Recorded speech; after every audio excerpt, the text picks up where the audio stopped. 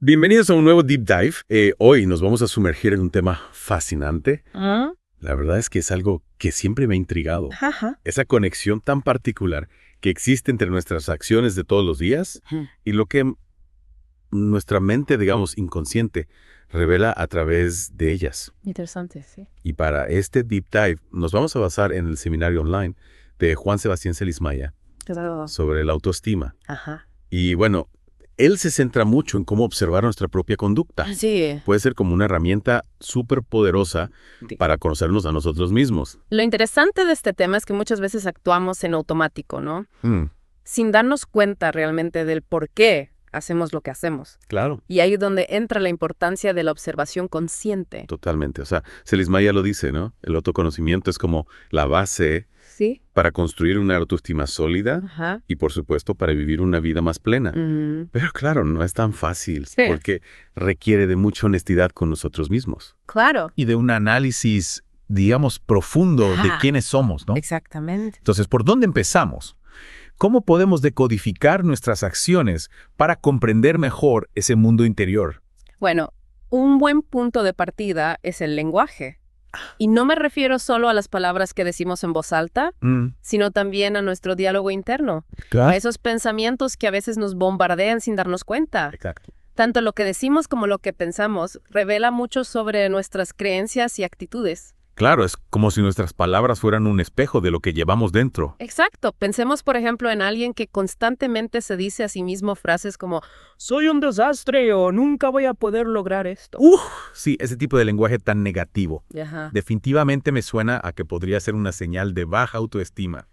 Precisamente. Es como si Ajá. la persona se estuviera programando para el fracaso con cada frase que se dice a sí mismo. Sí, suerte, ¿no? Sí, en el seminario, Celismaya nos invita a prestar mucha atención a esas expresiones recurrentes, ya que pueden ser la punta del iceberg de un problema más profundo. Claro. Y es que no solo las palabras nos delatan, No, para nada. nuestro cuerpo también habla, ¿no? Por supuesto.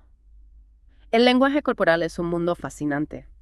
Imagínate, por ejemplo, a alguien que tiene que dar una presentación importante Ajá. y no para de moverse, juega con las manos, evita el contacto visual. Clarísimo. Ahí hay nervios. Exacto, ahí hay una gran dosis de nerviosismo o inseguridad. Sí.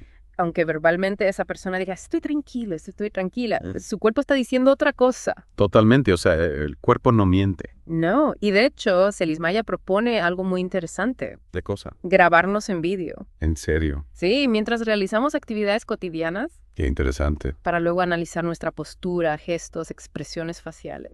Es una técnica que a lo mejor al principio puede dar un poco de cosa. Sí, puede ser un poco incómoda. Pero me imagino que puede revelar un montón de hábitos inconscientes. Totalmente, esos que de otra manera ni siquiera notaríamos. Claro. Por ejemplo, podríamos descubrir que siempre nos tocamos el pelo cuando estamos ansiosos Ajá. o que cruzamos los brazos cuando nos sentimos a la defensiva. Exactamente. Y una vez que identificamos esos patrones, podemos empezar a trabajar en ellos. Claro, me gusta eso. Es como tomar el control de nuestro propio lenguaje corporal. Sí, por ejemplo, si nos damos cuenta de que nuestra postura encorvada refleja inseguridad, podemos practicar una postura más erguida para proyectar mayor confianza. Me encanta. Entonces, observando nuestro lenguaje, tanto verbal como corporal, podemos empezar a entendernos un poquito mejor. Sí. ¿Y qué otros aspectos de nuestra conducta deberíamos analizar? Celismaya propone una pregunta muy interesante. ¿Qué es lo primero que haces cuando tienes tiempo libre? Buena pregunta. La respuesta puede revelar mucho sobre nuestras prioridades, nuestros deseos, incluso sobre posibles dependencias que tengamos. Por ejemplo, si al tener un momento libre, inmediatamente agarramos el celular Ajá. y nos sumergimos en las redes sociales. Ahí podríamos estar hablando de una posible adicción a la tecnología, ¿no? O sea que lo que hacemos en nuestro tiempo libre dice mucho de nosotros. Sí, por ejemplo, si siempre buscamos comida, Ajá. podríamos estar utilizando la comida como un escape emocional. Claro, es como si intentáramos llenar un vacío con algo externo. Exactamente. O sea, la clave está en observar estos impulsos sin juzgarlos, ¿no? Sí, con curiosidad. Con curiosidad, como diciendo, a ver, ¿qué me está queriendo decir esto? Exactamente. Se trata de entender qué nos motiva, qué vacío intentamos llenar con esas acciones. Es un paso crucial en este viaje de autoconocimiento. Y para procesar toda esta información que obtenemos Sí. a través de la observación, necesitamos una herramienta fundamental. Wow. La introspección. La introspección, esa capacidad de mirar hacia nuestro interior. De explorar nuestros pensamientos, emociones, motivaciones con detenimiento. Es como hacer una pausa y preguntarnos, ¿qué está pasando aquí dentro? Sí, y es un proceso que requiere mucha honestidad Sí. y también valentía. Porque a veces preferimos mirar para otro lado, ¿no? Totalmente. A veces es más fácil evitar enfrentarnos a nuestros propios demonios. Claro, es como si nos diera miedo lo que podamos encontrar. Sí, pero es precisamente en esa incomodidad donde reside el potencial de crecimiento. Qué importante. La introspección nos permite conectar con nuestra esencia, con lo que realmente somos. Y a partir de ahí, construir una vida más auténtica. Y ya que hemos observado nuestra conducta y hemos reflexionado sobre ella a través de la introspección, Sí. ¿cómo podemos dar el siguiente paso para comprender mejor nuestro inconsciente? Bueno, aquí es donde las cosas se ponen realmente interesantes. Me gusta. Celis Maya nos explica que la mente se divide en 3 niveles: el consciente, el subconsciente y el inconsciente. Y este último, el inconsciente, aunque sea el más profundo y el menos accesible a nuestra voluntad, Sí. ejerce una gran influencia en nuestras acciones. Es como si fuera un iceberg, ¿no? Correcto. Que solo vemos la punta, Ajá. pero debajo hay una enorme masa que nos impulsa. Precisamente, y para comprender la influencia de esa masa oculta, Celis Maya nos propone analizar 2 tipos de comportamientos: los repetitivos Ajá. y las reacciones emocionales desproporcionadas. Empecemos por los repetitivos. ¿Te ha pasado que te encuentras haciendo algo una y otra vez, a pesar de saber que no te beneficia? Claro, como cuando nos prometemos a nosotros mismos que vamos a dejar de fumar, Ajá. pero una y otra vez caemos en la tentación. O cuando sabemos que debemos ser más organizados, pero seguimos postergando las cosas. Exactamente. Es como si una parte de nosotros nos saboteara constantemente. Es frustrante, ¿no? Sí, y ahí es donde debemos preguntarnos, ¿qué hay detrás de este comportamiento repetitivo? ¿Qué conflicto interno estoy intentando resolver? Por ejemplo, si constantemente llegamos tarde a las citas, Ajá. podríamos estar expresando inconscientemente, ¿no? Sí. Una resistencia a la autoridad o un miedo al compromiso. O si siempre nos disculpamos, incluso cuando no hemos hecho nada malo, podríamos estar reflejando una baja autoestima o una necesidad de aprobación constante. Interesante. Entonces, estos comportamientos repetitivos son como señales que nos envía nuestro inconsciente para que prestemos atención a algo que necesita ser resuelto. Precisamente. Y para descifrar esas señales necesitamos conectar con nuestras emociones. ¿Y qué hay de las reacciones emocionales desproporcionadas? ¿Cómo nos ayudan a comprender nuestro inconsciente? Imagínate que alguien te hace una crítica constructiva en el trabajo y tú reaccionas con una ira desmedida, Wow. como si te hubieran atacado personalmente. Sí, como si fuera algo personal. Es probable que esa reacción tan intensa esté relacionada con alguna inseguridad o herida del pasado. Claro, como si algo de nuestro pasado se activara en ese momento. Exactamente. Nuestro inconsciente guarda memorias emocionales que pueden activarse ante ciertos estímulos. Por eso a veces reaccionamos de forma exagerada ante situaciones que en realidad no justifican tal intensidad. Es como si nuestro pasado nos susurrara al oído, ¿no? Influyendo en nuestras emociones y en cómo nos comportamos en el presente. Y la clave está en identificar esos detonantes emocionales, esos momentos en los que nuestra reacción es desproporcionada a la situación. Vale, y una vez que reconocemos esos patrones, ¿qué podemos hacer? Podemos empezar a trabajar en sanar esas heridas del pasado y a gestionar nuestras emociones de una forma más saludable. Exacto, o sea que la autoaceptación es fundamental en este proceso. Totalmente, pero eso lo vamos a profundizar en la siguiente parte de nuestro Deep Dive. Perfecto. Entonces, hasta ahora hemos visto cómo la observación de nuestra conducta, tanto verbal como corporal, junto con la introspección, nos puede revelar muchísima información sobre nuestro mundo interior. Y hemos aprendido que los comportamientos repetitivos y las reacciones emocionales desproporcionadas pueden ser señales de nuestro inconsciente que nos invitan a explorar conflictos internos y a sanar heridas del pasado. Buenísimo.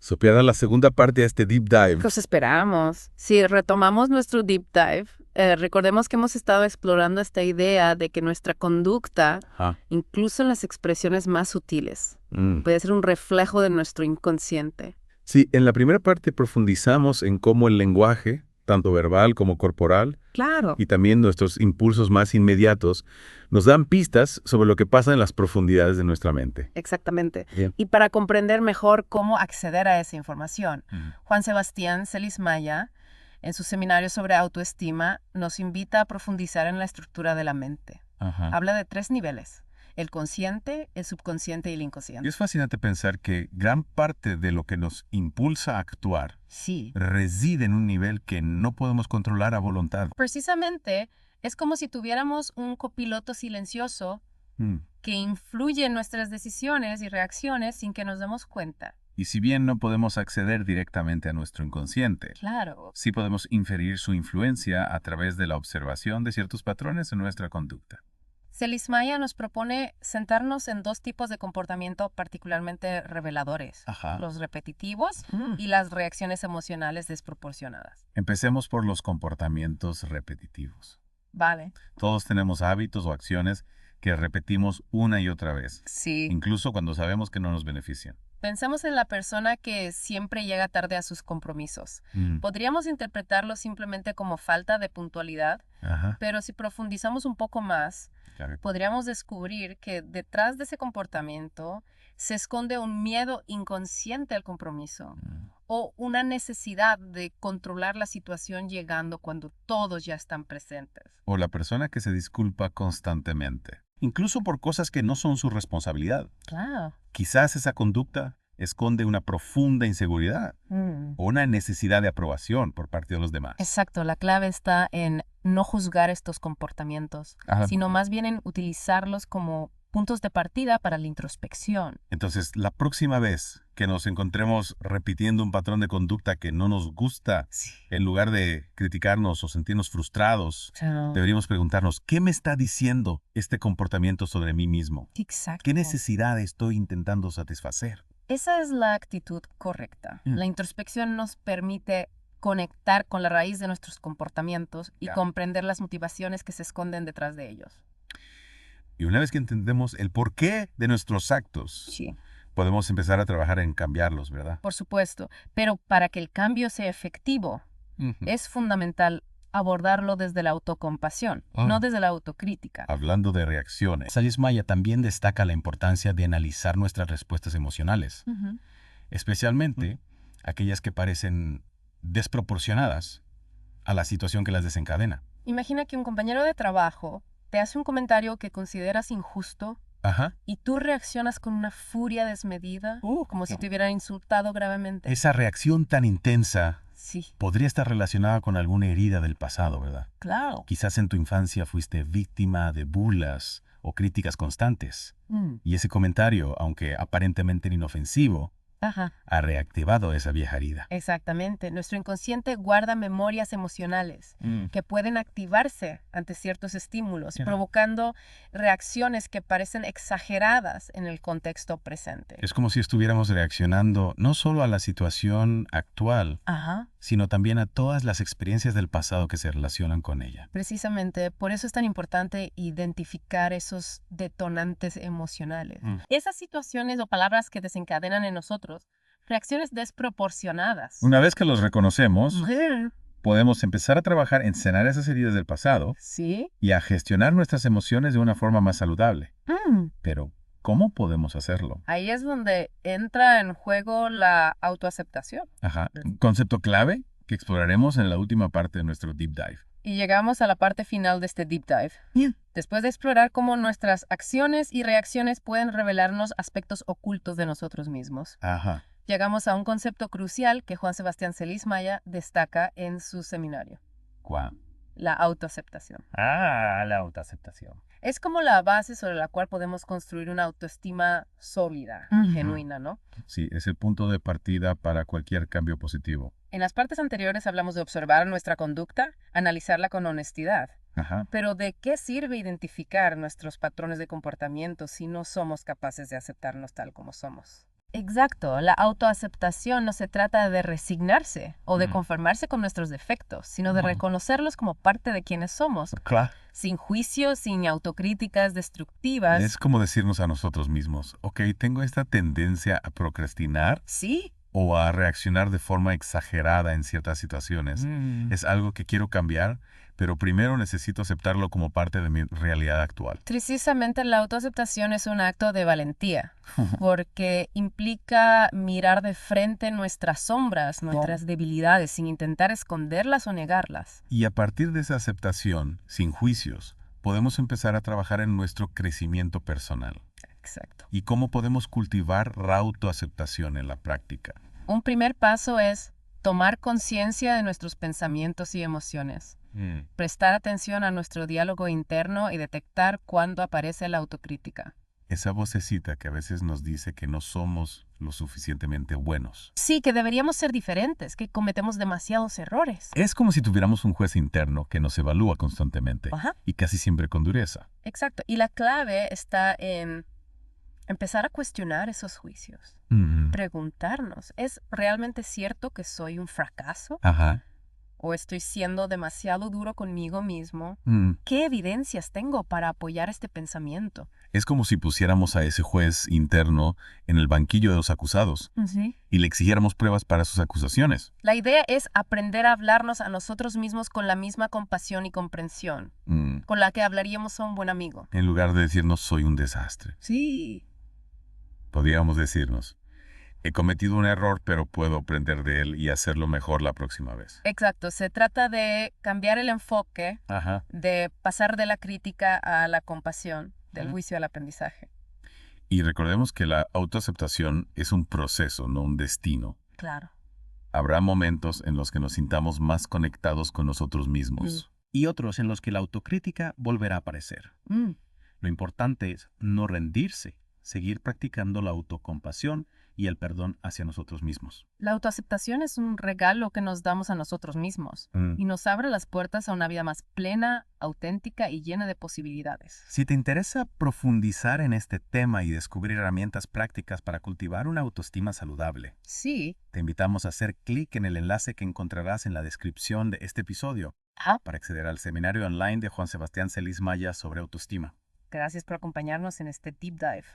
Esperamos que este viaje de autoconocimiento te haya brindado nuevas perspectivas y te inspire a seguir explorando tu mundo interior. Hasta la próxima.